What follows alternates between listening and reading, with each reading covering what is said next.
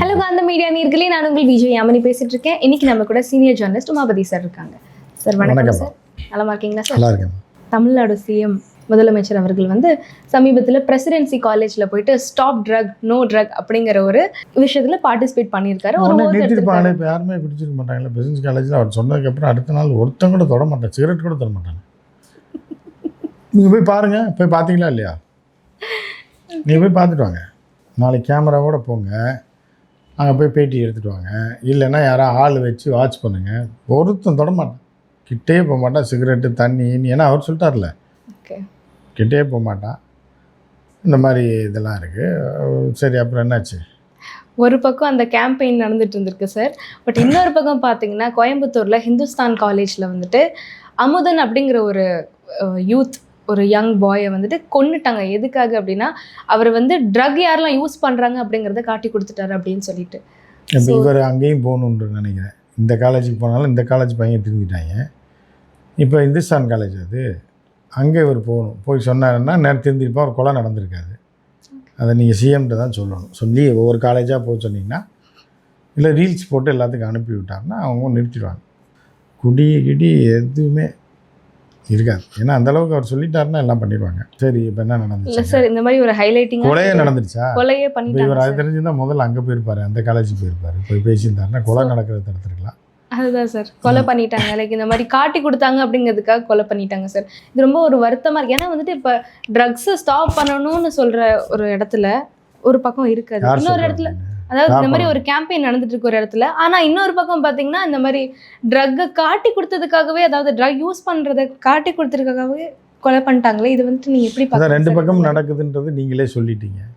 இப்போ அப்போ வந்து என்னென்னா, இப்போ நீங்கள் வந்து முதலமைச்சர் பேச்சுக்கு மரியாதை இல்லைன்னு சொல்ல வரீங்களா? நீங்கள் ஏதோ பேசிட்டு போங்க உங்கள் இஷ்டத்துக்கு, நான் உங்கள் நாடகம் போகிறதுக்கு நாங்கள் தானே கிடச்சோன்னு சொல்லி இந்த பசங்க நினச்சி கொண்டுட்டானா? இல்லை ஏற்கனவே முதலமைச்சர் அவர்கள் ஓடினார் 3 கிலோமீட்டர். அப்பயே நிறுத்தி இருந்திருக்கணும். இது ரீச் ஆகலையே, அங்கே ரீல்ஸ் போட்டு ரீச் ஆகலைன்னு நினைக்கிறேன். அங்கே கோயம்புத்தூர்லேயும் ஒரு ஓட்டம் ஓடி இருந்தானே. இப்போ சென்னையில் ஒருத்தன் கூட தொடுறதே கிடையாது. சென்னையில் வந்து இப்போ சிகரெட் வியாபாரமே குறைஞ்சிச்சுன்றாங்க இவங்க ஆட்சிக்கு வந்ததுக்கப்புறம். அவர் அந்த 3 கிலோமீட்டர் ஓடினதுக்கப்புறம் பல பேர் வந்து குவார்ட்டர் வாங்கிட்டு, எனக்கு தெரிஞ்சாலும் ஒருத்தர் சொன்னார், அந்த ஓட்டம் ஞாபகம் வந்திருக்கு, அந்த விழிப்புணர்வு ஞாபகம் வந்தோடனே அப்படியே வச்சுட்டு வந்துட்டாங்க. எவனோ எடுத்து குடிச்சுக்கினான் அந்த அளவுக்கு. ஏன்னா அவர் மேலே அவ்வளோ மரியாதை. அவர் ஏன்னா 3 கிலோமீட்டர் ஓடி இருக்கார் பாருங்கள். ஓடினோடனே அது ஆதவர்ஜனா வேறு ஓடினார் கூட. இப்படி எல்லாம் ஓடும்போது கூட நிறையா பேர் ஓடினாங்க. ஓடும்போது இப்போ டாஸ்மாக்லேயே வியாபாரம் கம்மியாகிடுச்சு. கஞ்சா வியாபாரிகள்லாம் ரொம்ப வருத்தத்தில் இருக்காங்க முதலமைச்சர் மேலே. என்னடா தொழிலில் கெடுத்துட்டார், இப்படி வந்து 3 கிலோமீட்டர் ஓடினார், டோட்டலாக திருந்திட்டாங்க. ஆம்பளை பொம்பளை எல்லாருமே ரொம்ப டீசெண்டாக போயிட்டுருக்கு அப்படின்ற மாதிரியா இருக்குது. ஆனால் அந்த பசங்களுக்கு கோவைக்கு ரீச் ஆகலைன்னு நினைக்கிறேன். ஏன்னா இவர் கோவைக்கு தமிழ்நாடு ஃபுல்லாக ரீச் ஆகிற மாதிரி பண்ணால் தான் பல கொலைகளை தடுக்க முடியும். பட் ஆனாலும் சார் ரொம்ப பேரண்ட்ஸ் ரொம்ப வருத்தமாக இருக்காங்க. என்னென்னு சொல்கிறாங்க, அவங்க அப்பா வந்துட்டு ஒரு இடத்துல ப்ரெஸ் மீட்லலாம் கொடுக்கும்போது இந்த மாதிரி 20 பேர் வந்து என் பையனை கொண்டுட்டாங்க, அதாவது பைக்கில் வந்துட்டு திடீர்னு கூட்டிட்டு போயிட்டாங்க, அப்போ கூப்பிட்டு போய் ஒரு கிரவுண்டில் போய் கொண்டுட்டாங்க, கத்தியில் கொண்டுட்டாங்க, ராடில் அடிச்சிட்டாங்க அப்படின்னு ரொம்ப வருத்தமாக பேசுகிறாரு. ஒரு அந்த விஷயத்தை யூஸ் பண்ணதை காட்டி கொடுத்ததுக்காக இப்படி நல்லா தானமா இருக்குது தமிழ்நாட்டில். இப்போ இவர் விஜய் அவர்கள் மாண்புமிகு விஜய் அவர்கள் ஆட்சிக்கு வந்ததுக்கப்புறம் சட்டம் ஒழுங்கு சூப்பராக போய்ட்டுருக்கு. நான் அதை வச்சனால அதானே சொல்கிறாரு. பழைய மாதிரிலாம் இல்லையே, பெண்கள் பாதுகாப்பாக இருக்காங்க, ட்ரக்ஸு ஒழிஞ்சு போச்சு. எப்படியும் இந்த சம்பவம் எப்படி நடந்துச்சுன்னு அவங்கள உடனே நாடு கடத்தணும். இந்த தமிழ்நாட்டில் இருக்கிறதுக்கு தகுதியற்றவர்கள். ஏன்னா இவர் பேரை கெடுக்கிறாங்கல்ல, யார் விஜய்ஜி பேரை கெடுக்கிறாங்கல்ல, அப்புறம் வந்து அவங்கள வந்து இருக்க விடக்கூடாது. ஸோ வந்து இதில் என்ன அப்படின்னு பார்த்தீங்க அப்படின்னா, அப்போ இன்னும் இப்போ விஜய் சார் ஆட்சிக்கு வந்ததுக்கப்புறமும் திருந்தலையாவீங்க. இவ்வளோ தூரம் 3 கிலோமீட்டர் ஓடி இருக்காரு, எவ்வளோ சொல்லியிருக்காரு ட்ரக்ஸுக்கு எதிராக அப்படின்னு பண்ணியிருக்காரு. இவங்க பழைய விஜய் சார் படத்தை பார்த்துருப்பாங்கன்னு நினைக்கிறேன். சிகரெட்டு குடிச்சிட்டு தூக்கி போடுவார், ஃபைன் எவ்வளோ 100 ரூபாய் கொடுத்து திருப்பி ஒரு சிகரெட்டை பார்த்துருவார். அந்த படத்தை பார்த்து அந்த ரசிகர்களாக இருக்கும். அதுக்கப்புறம் அந்த படத்தெல்லாம் பார்த்துருந்தாங்கன்னா அதெல்லாம் விட்டுருவாங்க. கோடாலியில் ரத்தத்தை நக்கிறது, இந்த மாதிரி இதில் இறங்கியிருப்பாங்க. பட் இன்னும் பழைய படத்தை பார்த்துருக்காங்கன்னு நினைக்கிறேன். சரி, பார்க்கலாம் என்ன. ஏன்னா இப்போ ட்ரக்ஸில் வந்து பார்த்தீங்க அப்படின்னா 20 பேர் சேர்ந்து அடித்து கொடுத்துருக்காங்க அவங்க அப்பா சொல்கிறாரு. அதில் என்னென்ன மாணவர்கள்ட்ட வந்து நீங்கள் வந்து வீரமாக இருக்கணும். மாணவர்கள் நீங்கள் வந்து ஒரு தவறை தட்டி கேட்குறீங்க அப்படிங்கும்போது உங்களுக்கு ஒரு பேக்ரவுண்ட் இருக்கும். நீங்கள் ஒரு சொம்பையாக இருந்து போனீங்க அப்படின்னா உங்களை அடிச்ச காலி பண்ணிடுவேன். இந்த மாதிரி நீங்கள் ஒரு 10 பேரை வச்சுருக்கேன்னு 5 பேர். மாண்புமிகு மாணவன் பார்த்தீங்களா படம்? விஜய் சார் நடித்தது. பார்த்துருக்க மாட்டீங்க, நீங்கள் பிறக்கிறதுக்கு முன்னாடி வந்தது.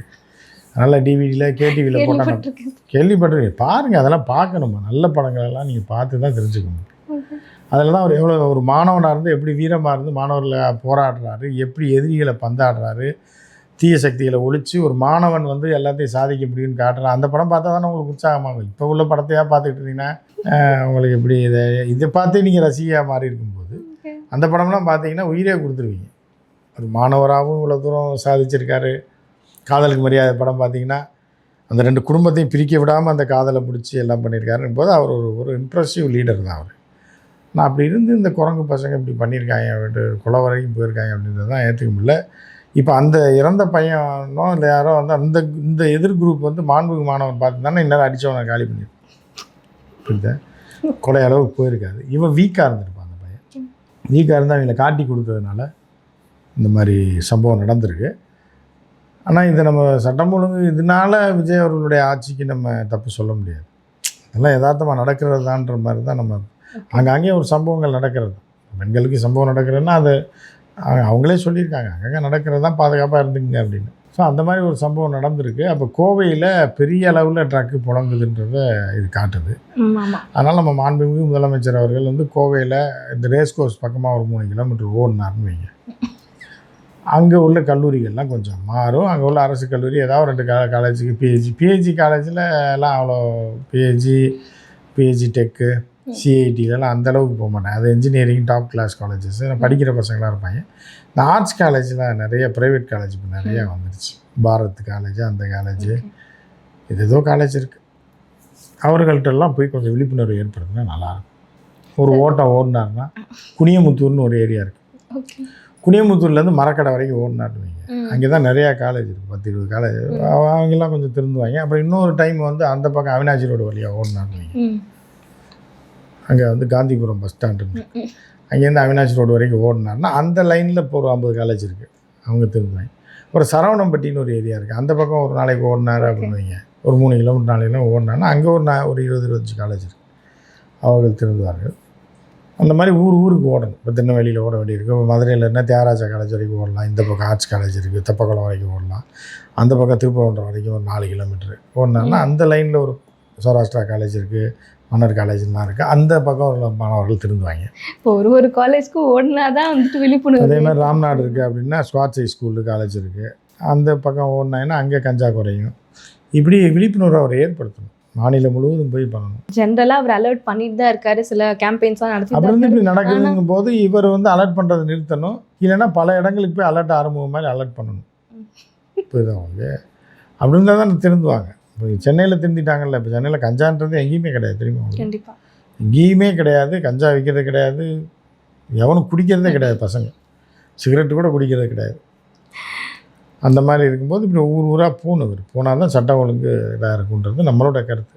இந்த ஒரு மாணவன் உயிர் போயிடுச்சு, ரொம்ப வருத்தமாக இருக்குது சார். அது ஆமாம். இப்போ அதுக்கு 2 வழி தான் இருக்குது. ஒன்று வந்து நீங்கள் கஞ்சா அடித்தாலும் சரி, ஏதாவது கற்பழிப்பு நடந்தாலும் வெளியே சொல்லாமல் இருந்தீங்கன்னா நீங்கள் உயிர் பிழைப்பீங்க. சொன்னீங்கன்னா நீங்கள் செத்துடுவீங்கன்றது இதன் மூலமாக உங்களுக்கு தெரியுது. கண்டிப்பாக ஒரு நல்ல விஷயத்த பண்ணவும் முடியல. அவங்க வந்துட்டு பண்ணி கொடுத்தா நீங்கள் அப்படி சொன்னீங்கன்னா விஜய் சார் ஆட்சிக்கு கேடு விளைவிச்ச மாதிரி ஆயிடும். நல்ல விஷயத்த பண்ண முடியல, ஒரு மாணவனால் பண்ண முடியலங்கும் போது இந்த ஆட்சிக்கு கேடு கட்ட ஆட்சின்ற மாதிரி ஆயிடும் அப்படின்னு நினச்சிப்பாங்க. அப்படி நம்ம சொல்லக்கூடாது. அது அந்த ஆட்சி நல்லா இருந்தால் நல்லா இருக்குன்ற மாதிரி தான் நீங்கள் சொல்லணும். கண்டிப்பாக இது மட்டரகமான கேடு கேட்ட கேவலமான பொய் புரட்டு பித்தலாட்டம் சொல்லக்கூடிய ஆட்சி அப்படின்ற மாதிரி நீங்கள் சொல்ல வரீங்க. ஏன்னா நடந்த சம்பவங்களை சொல்லும் போது அது அப்படி தான் தெரியுது. மக்களுக்கு அப்படி தெரியக்கூடாது. நல்ல ஆட்சி தான், நல்ல தலைவர் தான். இருந்தாலும் எவனோ ஒருத்தன் எவனையோ கொன்னதுக்கு நம்ம எப்படி அவரை சொல்ல முடியுன்ற மாதிரி நம்ம அப்படியே பவுடர் அடிச்சுட்டு போயிடுவோம். கரெக்டு தான். இல்லை அந்த ஆட்சியில் நடக்கலையா, ஜெயலலிதா இருக்கும்போது சாவலையா, கஞ்சா வைக்கலையா அப்படின்ட்டு போயிடணும். ஆக்சுவலி இங்கே ஆட்சி மாறினாலும் காட்சிங்கிற விஷயம் மாறாதுங்கிறது தான் சார். அப்போ ஓட்டு போட்டவங்களாம் லூஸா? மாறுன்னு தானே ஓட்டு போட்டாங்க. மாறலைங்கும் போது அப்போ போட்டவங்களாம் லூஸு முட்டாள்னு நினைக்கிறீங்களா நீங்கள்? அப்படி தானே அர்த்தம். ஒரு மாறும்னு நினச்சிங்கன்னா அப்போ நீங்கள் நினச்சது தப்புன்னா நீங்கள் வந்து உங்களுக்கு நாலேஜ் இல்லைன்னு அர்த்தம்.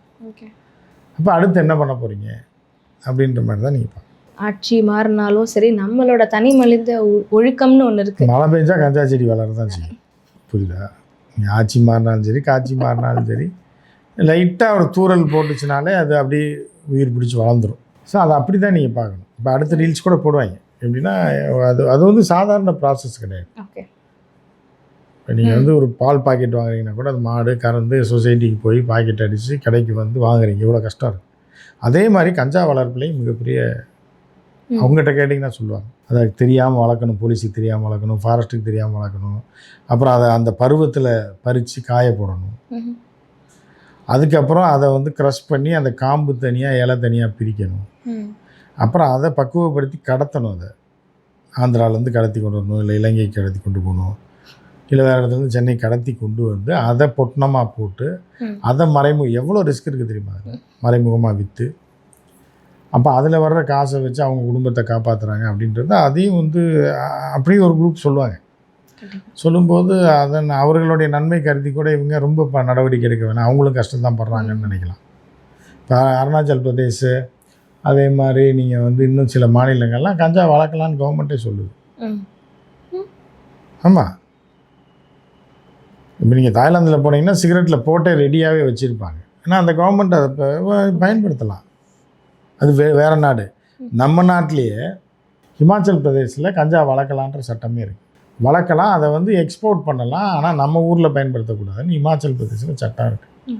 அந்த மாதிரி ஒரு சட்டத்தை கூட கொண்டு வந்துட்டால் கூட லிமிட்டடாக ஒரு இதாக பண்ணலாம். இன்னும் நார்த் ஈஸ்ட்லாம் சில மாநிலங்களில் வந்து சாராயம் விஸ்கி பிராந்திலாம் குடிக்கிற பழக்கமே அவங்களுக்கு கிடையாது. அவங்கவுங்க வீட்டில் மலைகளில் வந்து 4 செடியை போட்டு வச்சுருப்பாங்க. புரியுதா? சாயந்தரமாக வந்தாங்கன்னா அதை இப்போ அவங்க ஒய்ஃபே வந்து எடுத்து வாரத்துக்கு ஒரு நாள் செடி இலையெல்லாம் கிள்ளி வெயில் அடிக்கும்போது காய வச்சு எடுத்து ஒரு டப்பாவில் போட்டு வச்சுருவாங்க.